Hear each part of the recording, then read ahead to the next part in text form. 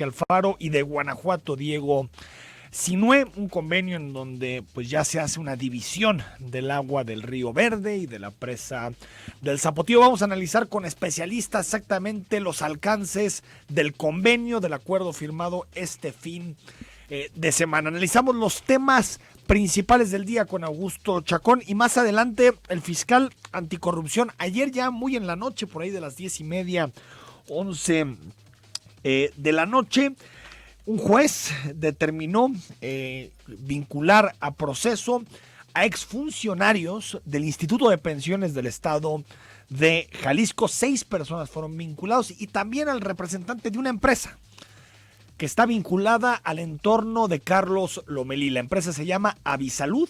Ya ha ganado contratos en distintas administraciones, incluso en la actual, en la de Andrés Manuel López Obrador, ganó un contrato federal y un contrato en Veracruz. Pues se inicia el proceso y vendrán 4 meses para citaciones y ver si es el primer caso del fiscal anticorrupción que concluye en alguna sentencia. Platicamos con el fiscal anticorrupción más adelante. Soy Enrique Tuceni, hasta las 10 de la mañana estamos en Cara a Cara. En esta mesa dialogan todas las ideas, se genera la noticia y se dicen las cosas. Cara a Cara, la información clara y precisa en voz de sus protagonistas. Cara a Cara, con Enrique Tuceni.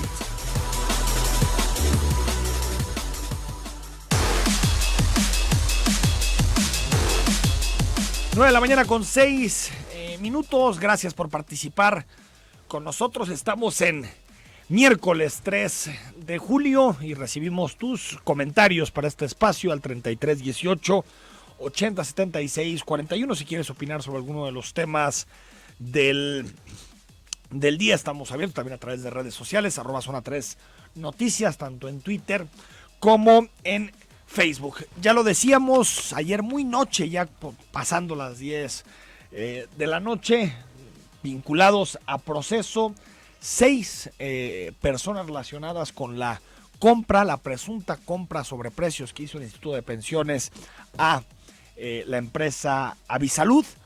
Una compra que ha sido controversial por los costos que se manejaron, por las denuncias que se presentaron desde la propia campaña y en donde de alguna forma se muestra la forma en que opera la compra de medicamentos, este tipo de negocios. Hay que recordar, y esto muchas veces no se publicita de forma tan clara, el gran comprador de medicinas en este país es el gobierno.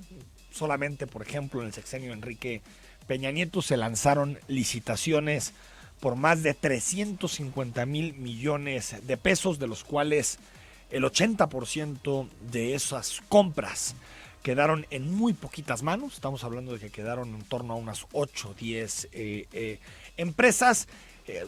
Algunas incluso se llevaron la tercera parte de todas las compras a nivel nacional. Y en Jalisco los medicamentos también han sido parte de la discusión por la red de empresas que también ha denunciado Mexicanos Unidos contra la Corrupción y la impunidad de la red de empresas que están en el entorno, que están cercanas al superdelegado en Jalisco, Carlos Lomelí. 8 empresas cercanas a Lomelí, en donde han trabajado más de una decena de familiares, en donde hay pues operadores políticos que ocupan los primeros cargos, representaciones legales, diputados o esposos de diputados locales de Morena.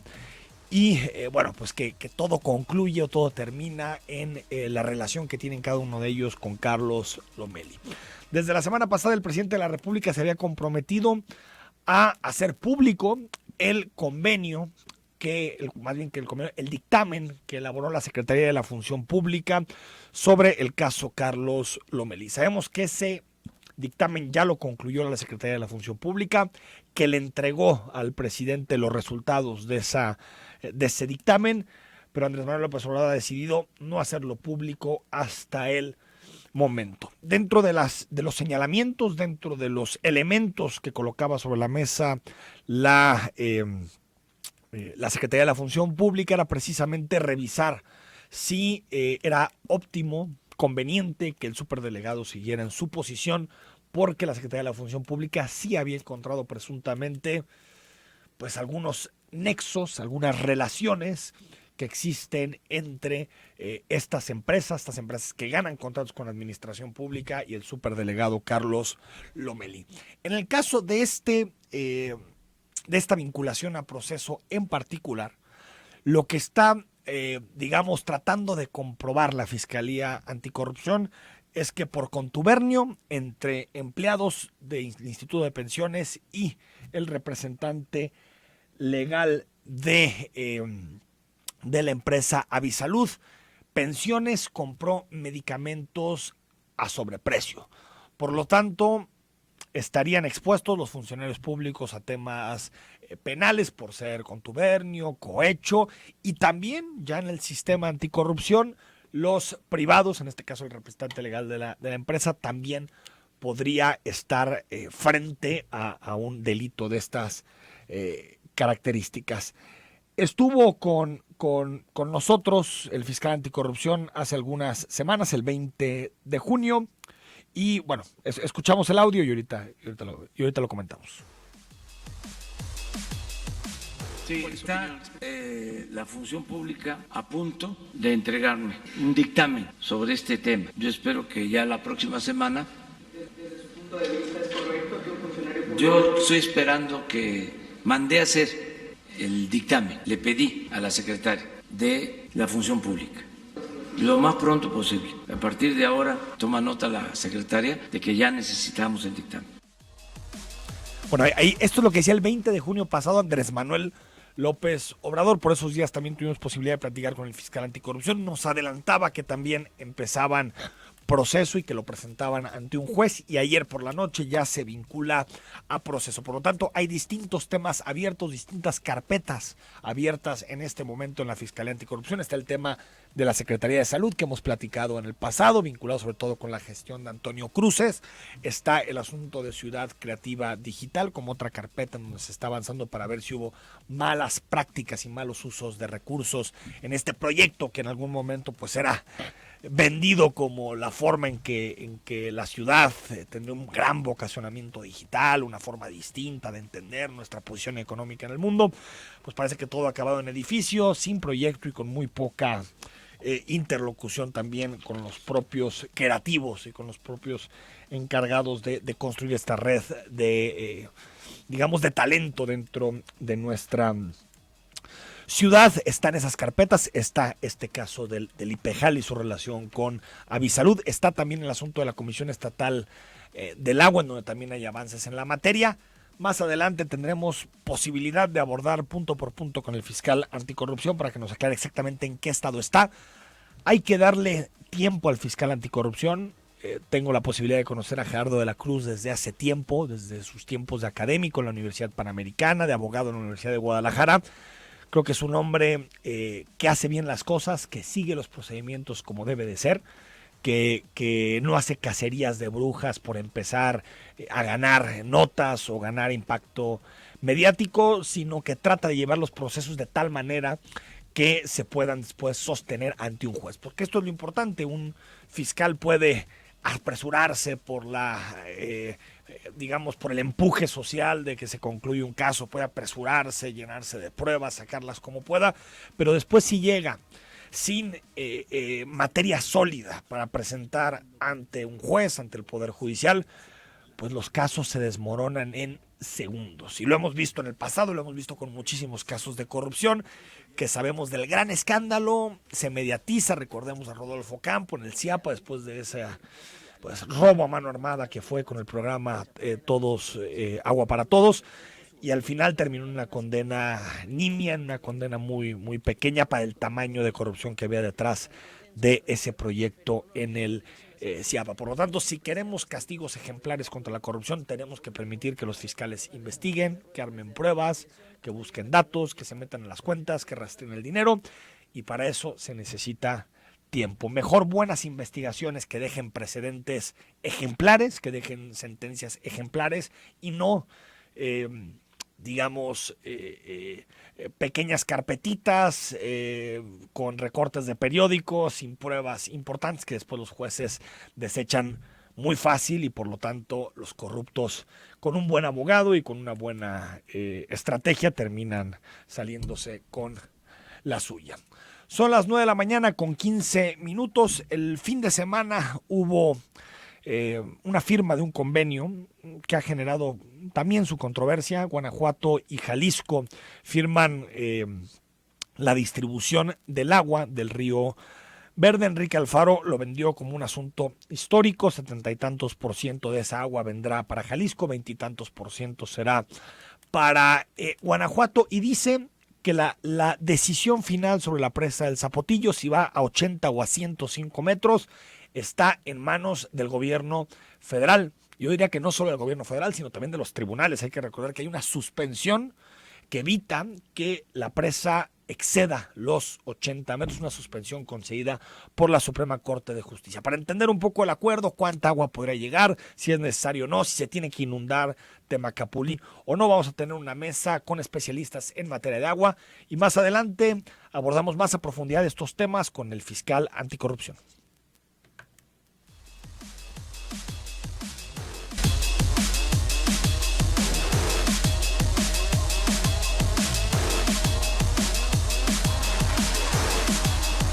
De la mañana con 21 minutos. Esta mañana hablamos sobre agua. El sábado pasado el gobernador del estado en sus redes sociales anunció la firma de un acuerdo, de un convenio con Guanajuato para repartirse el agua, distribuirse interestatalmente el agua del río Verde, de la cuenca del río Verde. Y ha habido muchas interpretaciones, que si Jalisco se dio de más, de si fue un buen acuerdo, si esto significa la inminente inundación de Temacapulín, que contradice pues las promesas de Enrique Alfaro como candidato y también las promesas de López Obrador como candidato a la presidencia de la República. Y queremos con dos especialistas un poquito contextualizar el convenio, si implica algo diferente, si Jalisco sale bien parado de esta negociación. Y saludo a Juan Guillermo Márquez, presidente del Observatorio Ciudadano para la Gestión Integral del Agua. ¿Cómo estás? ¿Qué tal? Buenos días, Enrique. Gusto en saludarte. Es un gusto estar con tu auditorio. Gracias, Juan Guillermo. También saludo al doctor José Antonio Gómez Reina, profesor investigador del Centro de Estudios Estratégicos de la Universidad de Guadalajara. Doctor, ¿cómo está? Muy buenos días, Enrique. A ver, explícanos un poquito, Juan Guillermo. ¿El acuerdo es tan efusivo, tan bueno para Jalisco como el gobernador lo colocó en sus redes sociales el sábado pasado? Bueno, yo le preguntaría al auditorio, si a alguien de ellos le saquean su casa, ¿hace una fiesta para festejarlo? Entonces no te parece bueno. Bueno, es que no hay elementos. Que te saquen la casa no es algo muy positivo. No, porque, bueno, los números ahí están. O sea, el proyecto está fundado en la cuenca del Río Verde, está basado en la cuenca del Río Verde, que incluye parte de Zacatecas, gran parte de Aguascalientes, 2 municipios de Guanajuato, que es un 6%, un poquito más del territorio, y los Altos de Jalisco, que es el 57% aproximadamente del territorio en el Río Verde. El 57% del Río Verde está en Jalisco. Así es, pero hay una cosa curiosa. La Conagua, en sus recientes publicaciones de disponibilidad de agua superficial, en el punto donde está el límite de Jalisco-Aguascalientes, solo hay disponibilidad de Aguascalientes hacia Jalisco de 400 litros por segundo. Esto significa que toda la carga de suministro de agua para esas 3 regiones, que se presume, recae en los Altos de Jalisco. Entonces, si de golpe le quitamos esa área importante de tributación para juntarse en la presa, pero también habría que restarle la de Guanajuato, porque hace 2 años fuimos testigos y tenemos el acta en donde una sesión de la Comisión de Operación y Vigilancia del Consejo de Cuenca del Río Santiago les autorizaron a construir una presa que le llaman Paso de Cabra, sí, para riego en Guanajuato, en Ocampo, aproximadamente entre 4 o 5 millones de metros cúbicos, que es lo que se junta en la cuenca. Entonces, ¿qué significa eso? Que es un agua que no estará pasando hacia el Río Verde, que es además para riego, o sea, porque otra cuestión curiosa es las aguas superficiales en Guanajuato son para riego y las aguas superficiales con estos decretos de 95 que se modifica un poco 97 en Jalisco son para público urbano. Entonces, aquí habría que preguntar si solo hay poblaciones en todo este territorio, si no hay más entonces, usuarios. este porcentaje, 76% para Jalisco, 24% para Guanajuato, ¿es un porcentaje irreal? Bueno, real en cuanto que lo pueden fijar pues como porcentaje, pero desproporcionado en cuanto a lo que marca en algunos aspectos la propia Ley de Aguas Nacionales de proporcionalidades. Es desproporcionado en cuanto a que la participación de territorio de Guanajuato en la cuenca del Río Verde es poco más de un 6% y se está llevando un 24%, entonces... Pero será por las necesidades urbanas. Bueno, León, porque tiene más ciudades que tal vez Aguascalientes. No es tanto así, porque los estudios que se hicieron con datos del 50 al 81 para emitir este decreto del 95, se contemplaba que Aguascalientes utilizaría agua también de la cuenca. Finalmente ellos desisten, se van por el agua subterránea, ¿verdad? Y bueno, fueron acuerdos que no están bien soportados en el sentido de proporcionalidades y sobre todo de una realidad. O sea, yo le preguntaría al auditorio si alguien que fue hace 30 años a hacerse unos análisis clínicos lo declaran sano, ¿verdad? Que puede donar sangre. Después de ese lapso, el mismo laboratorio, que es en este caso la Conagua, que lo declaró sano en ese momento, ahora lo declara con un cáncer avanzado de pulmón, porque los acuíferos están sobreexplotados en la cuenca y los acuíferos en hidrología son los pulmones de los ríos, pero además tiene una leucemia, tiene una serie de males adicionales ahí, pero dice que no hay problema, que puede donar 4 litros de sangre. Doctor Gómez Reina. A tus órdenes. Mira, yo creo que aquí es un tema muy interesante. Vamos a hablar el contexto general de lo que viene siendo todo el sistema. Si hablamos nosotros de Guanajuato, es el estado que tiene más agua de todo lo que viene siendo el sistema Lerma-Chapala-Santiago Pacífico. Y si analizamos, pues tenemos la mayor presa en Guanajuato, que se llama Solís, tiene Allende, Tustepec, etcétera. Y estas grandes presas han tenido más agua, o sea, la más Solís ha tenido más agua que el lago de Chapala. Hay que recordar que Guadalajara tiene más población que la ciudad de León. En León ya se generó un conflicto cuando estuvo Vicente Fox de presidente, que se llamó el conflicto Romita-León, para llevarse los sistemas. El sistema hídrico de Guanajuato es el que más agua tiene de toda la cuenca, y más sin embargo anda buscando de dónde sacar más agua. O sea, Guanajuato no tiene necesidades de agua. No tiene, porque ellos pueden resolver su problema, la situación. Entonces, ¿cómo explicar lo del Bueno, pues Zapotillo? porque Jalisco no lo ha defendido, y Jalisco ha sido omiso en eso. Todos los acuerdos que hemos tenido históricamente con relación al Lerma, Chapala, para que llegó a Chapala, pues siempre se alegaba que era un sistema para divertirse, etcétera, sin saber que el 60% de esta agua llega para Guadalajara de ahí. ¿Qué es lo que sucede? Pues que si nosotros hablamos de cuencas y si hablamos de lluvia, hasta ahorita yo no conozco a ninguna persona, y he estado en muchas partes del mundo en este tipo de temas. Bueno, hay un sistema bíblico que iba a llover, hizo un señor una arca que se llamó Noé, pero de ahí para acá nadie puede decirte exactamente cuándo llover. Hacemos modelaciones, hacemos predicciones, hacemos el Prexi, y con eso pues tenemos más o menos un panorama de lo que puede suceder, pero es una probabilidad, claro. O sea, es un pronóstico. Sí. Y esos pronósticos te determinan qué cantidad de precipitación tienes. Lo único que tenemos en estas partes intertropicales, que es el caso de México, es la lluvia y lo que viene siendo los acuíferos fosilizados. Un fosilizado, sacas el agua y ya no se vuelve a rellenar, y hay los de recarga. Todos estos, los de los altos, tenemos perforaciones a 240 o 150 metros, el agua sigue siendo más profunda, y están todos abatidos, y son datos de la Comisión Nacional del Agua. Entonces, si nosotros vemos la precipitación que tenemos en la región y la evaporación y evotranspiración, pues nos damos cuenta de que es deficitaria. O sea, los altos tienen un gran problema de agua. Y ahí el problema básico es que es una zona semidesértica. La proyección es que va a ser una zona desértica en poco tiempo por el cambio climático, que son modelaciones que tenemos que ver.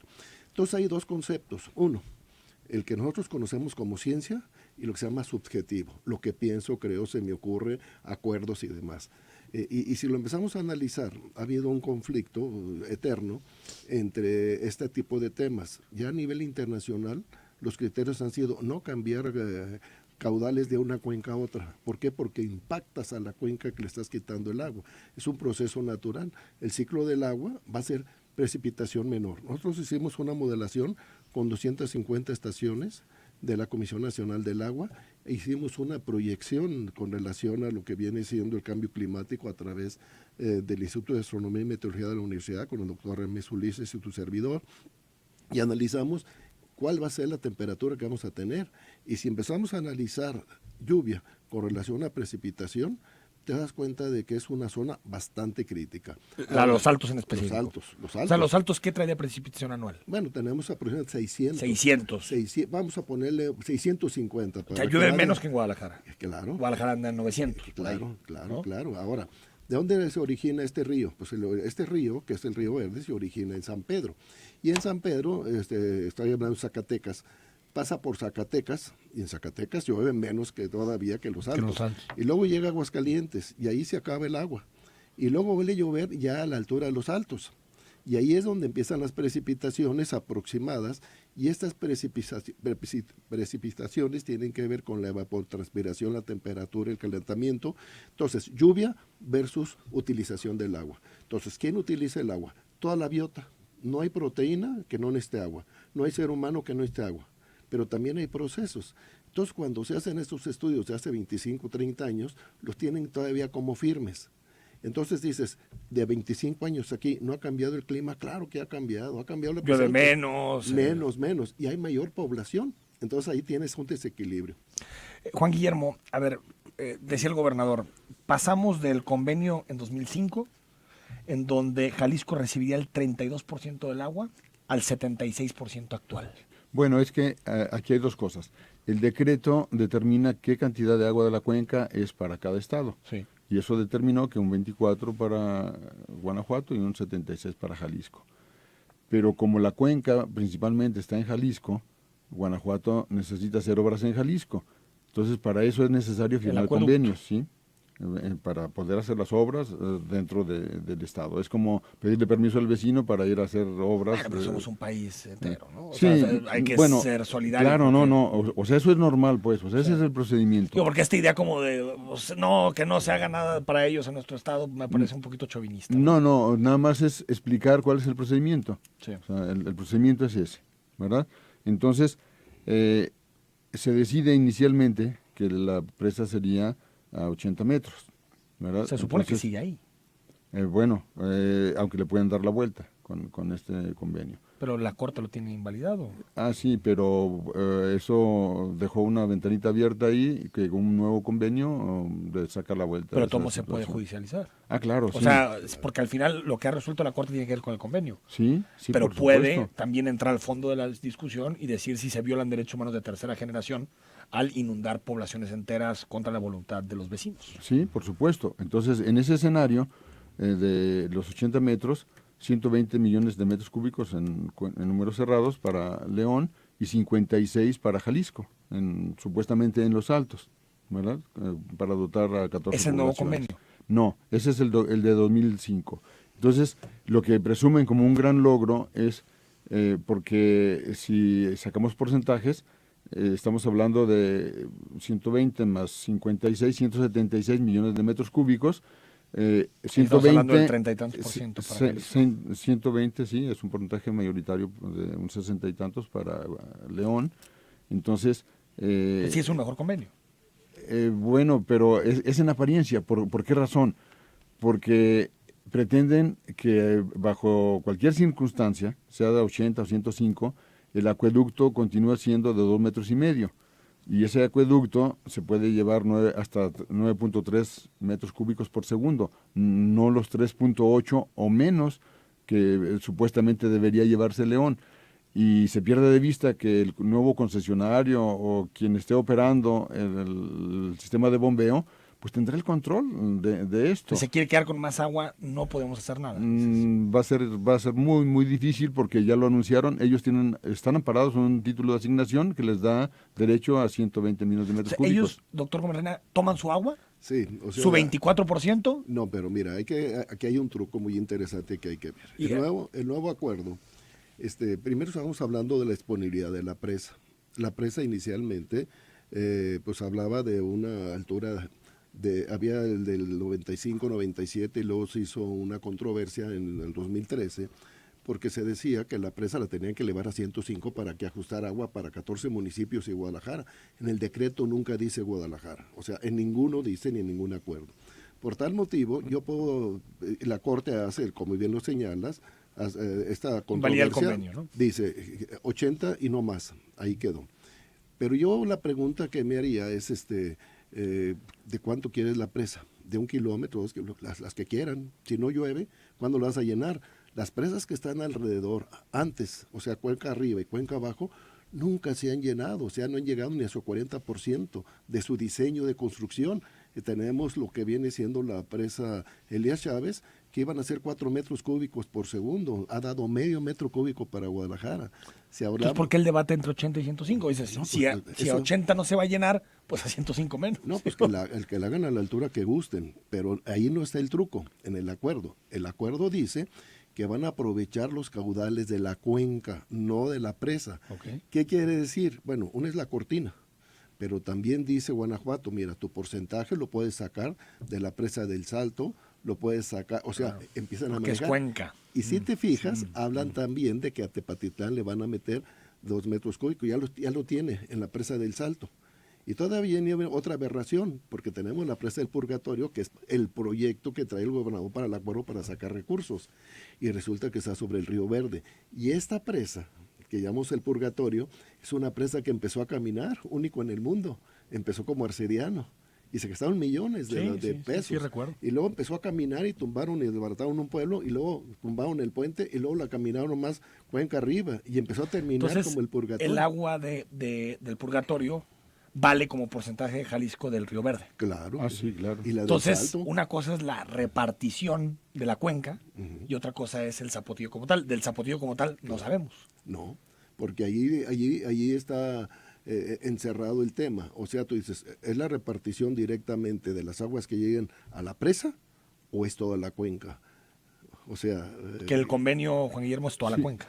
¿Toda la cuenca? Sí, bueno, aunque no aparece detallado que debería ser solo de la presa, pero Guanajuato aclaró el lunes que no, o sea, ellos harán valer su derecho de la cuenca y su derecho primero está en el Zapotillo y ellos tomarán los 120 millones, el 24% en la totalidad de su agua. Que del Zapotillo sí sigan los porcentajes del convenio 2005. Sí, eso sí. No pierde nada. Sí, o sea... Vamos al corte 9 de la mañana con 38 minutos. Están llegando tus mensajes, se los trasladamos con gusto a Juan Guillermo y José Antonio que nos acompañan esta mañana.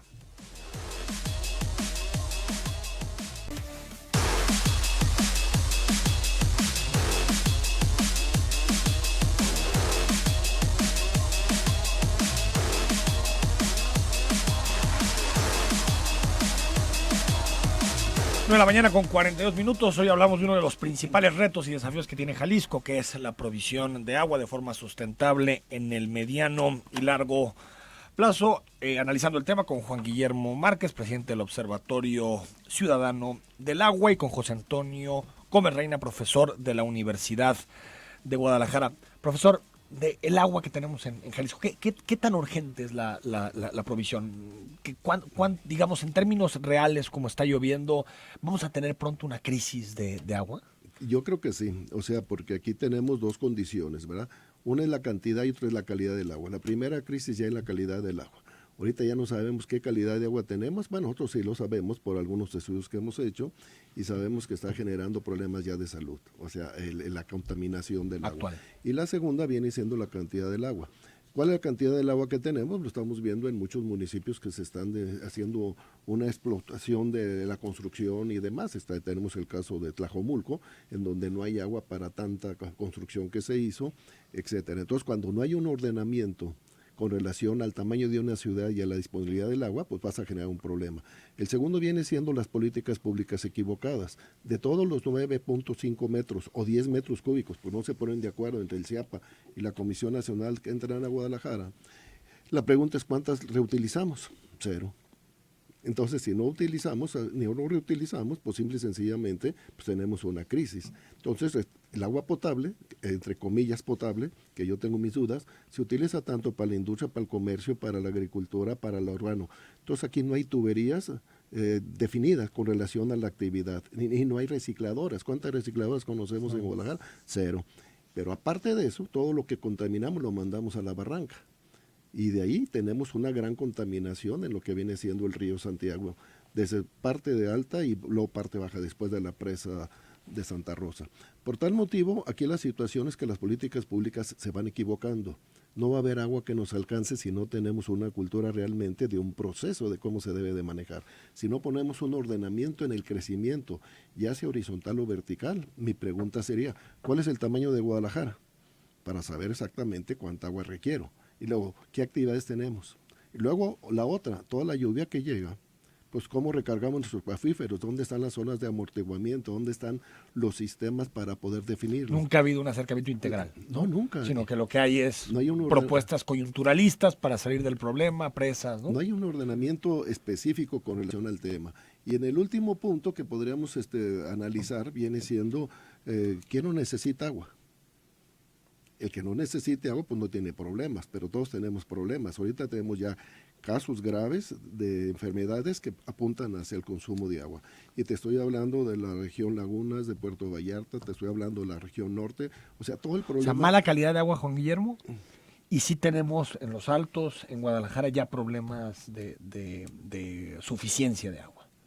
Bueno, también es relativo porque los números nunca han coincidido. De hecho, hicimos una recomendación para que se unificara cuáles deberán ser los volúmenes de dotación por habitante en el área metropolitana de Guadalajara, porque los números de Conagua no coinciden con los del CIAPA ni coinciden con los de la CEA.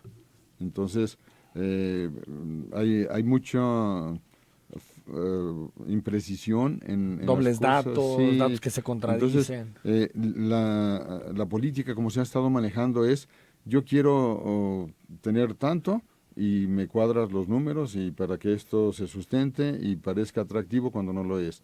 Entonces, es muy difícil, y sobre todo a un escenario como el actual, porque cómo van a conciliar la afectación de los derechos humanos que se están afectando, en este caso, el derecho a la alimentación. Sí. Y otra parte que se pierde de vista es que el área metropolitana se suministra alrededor de un 76% en promedio de alimentos que se producen en la región de los Altos. Entonces eso va a impactar a la gente con el precio de los alimentos, indudablemente. Además que el rico tejido social que quieren destruir en los Altos, son muchos miles de familias, decenas de miles de familias, y eso va a provocar migración campo-ciudad, va a provocar una serie de consecuencias ahí que no las tienen consideradas, pero esa es una realidad que está ahí, es ineludible. En un minuto, Juan Guillermo, José Antonio, este sigue siendo un acuerdo que favorece a Guanajuato. Totalmente. No hay duda de eso. Sí, eso, y ahí están los elementos ahí para demostrarlo. Así es, o sea, yo no puedo hacer un acuerdo o dar unos porcentajes si no sé exactamente qué cantidad de agua tenemos. Es la única parte en el mundo donde se hacen acuerdos de repartición de volúmenes antes de saber cuánta agua hay o cuánta lluvia. Y sobre todo, es muy puntual la ventaja de Guanajuato, llevarse agua entubada, potabilizada, medida en la entrada de su acuaférico y descargada en el río Turbio, ¿no? Y en mucho menor cantidad y en las condiciones que tiene el río Turbio. Ya no tuvimos tiempo de hablar del acueducto, de Abengoa, de todo lo que ha supuesto, pues. Pero valdría la pena hablar de ello también. Pues yo no sé si Abengoa le va a dar acciones a algún gobierno, porque después de lo de pensiones y después de lo del proyecto del Zapotillo, pues parece que le estamos cuadrando las cuentas cuando ya están en concurso mercantil. Juan Guillermo Márquez, gracias por haber estado con nosotros. Gracias, Enrique. José Gracias Antonio a la Reina, doctora. gracias por estos minutos. Gracias, Enrique, por tu invitación. Vamos al corte, hablamos con el fiscal anticorrupción. Genera puntos de acuerdo. Hagámoslo cara a cara. Continuamos en Zona 3, 91.5.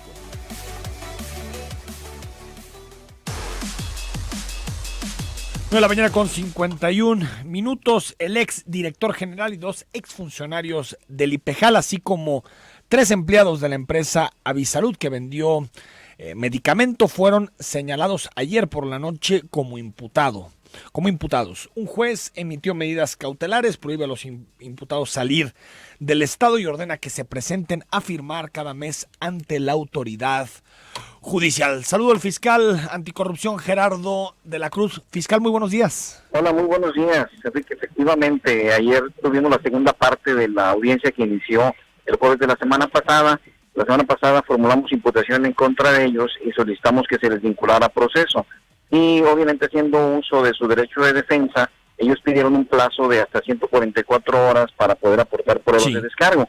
Ayer por la mañana, 11 de la mañana, se reanudó esta audiencia y se prolongó durante todo el día. Ya por la noche, después de debate y de algunos desahogos de pruebas, finalmente el juez resolvió vinculándolos a proceso a todos los que les formulamos imputación. Es decir, para entender, digamos, los momentos judiciales, fiscal, a partir de ahora inicia como tal el juicio.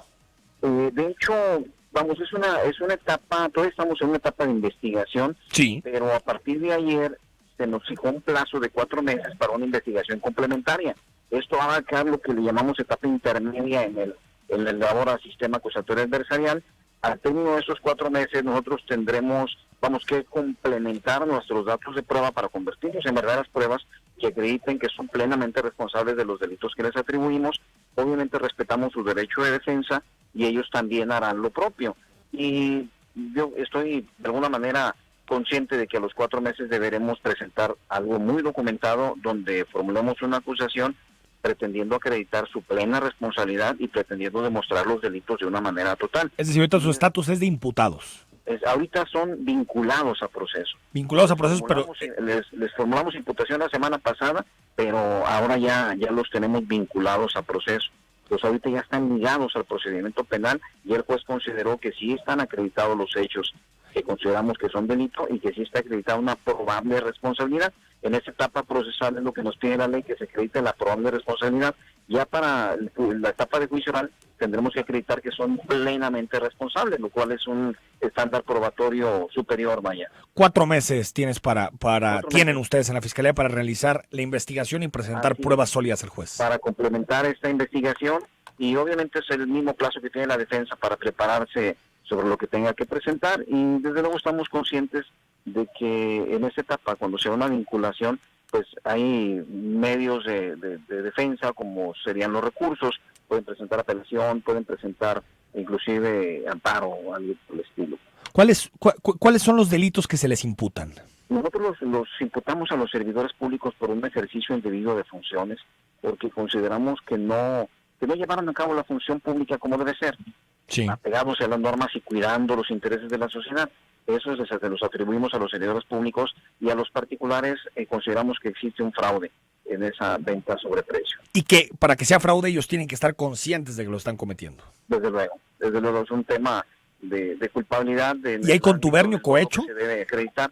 En este caso no pudiera ser, pero no es una situación que abordáramos como tal, sino más bien consideramos que hay figuras independientes de cada uno de ellos. Desde un punto de vista lógico, pues es lo que puedes pensar.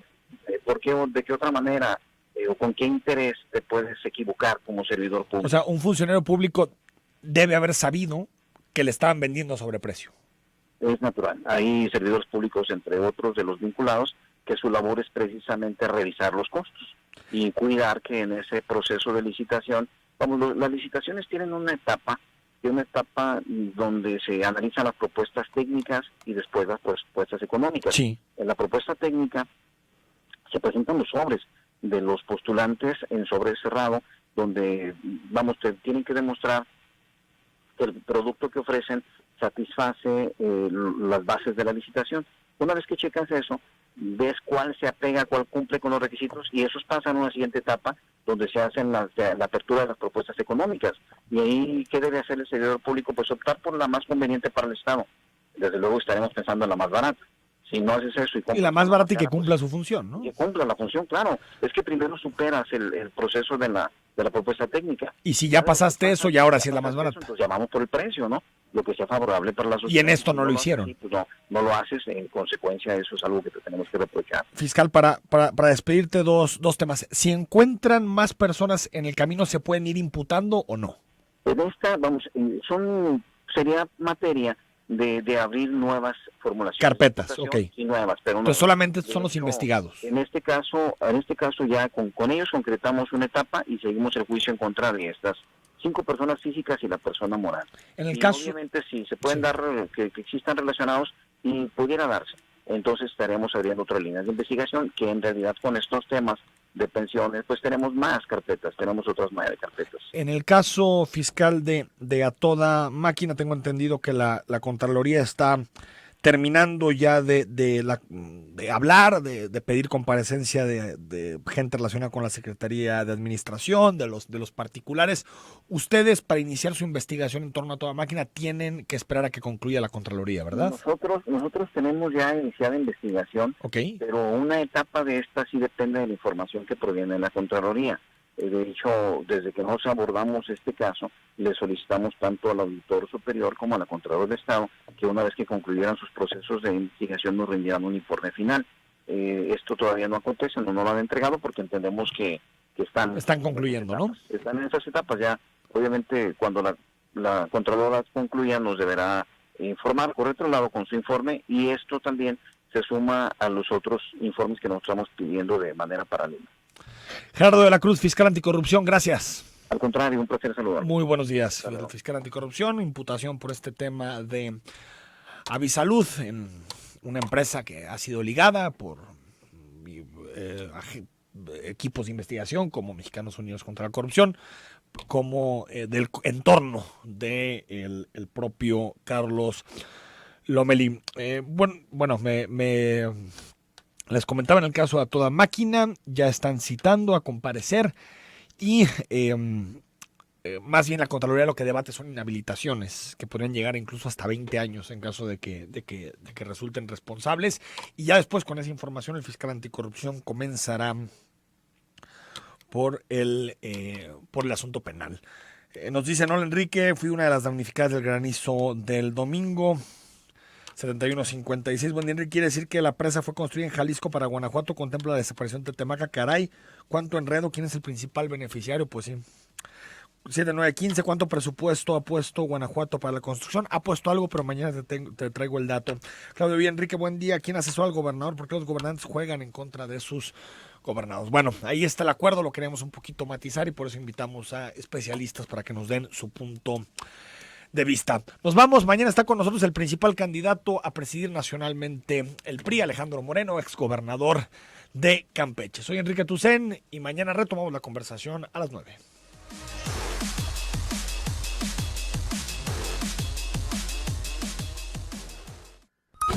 La información